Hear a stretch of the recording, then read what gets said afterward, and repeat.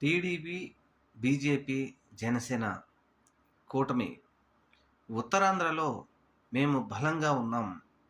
జగన్మోహన్ రెడ్డి ఇక్కడికి వచ్చినా మమ్మల్ని ఏం చేస్తాడు? ఇక్కడ ఏమీ బలం లేనటువంటి జగన్మోహన్ రెడ్డి దగ్గరికి ఆయన పర్యటనకు ప్రజలు ఎవరు ఎళ్ళలేరు.